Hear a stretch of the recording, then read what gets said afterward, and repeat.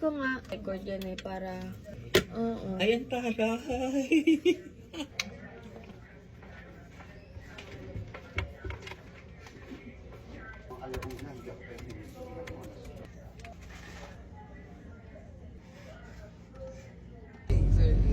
Ito lang. Kasi Maganda yung Lunch after support time! niya.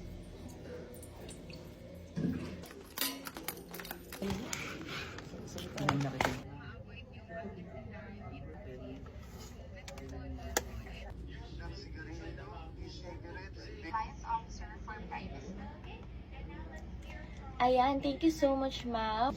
And the sole purpose of this orientation is to make sure po that we are all on the same page po when it comes to data privacy. So we want to prevent any misunderstandings or unintentional violations.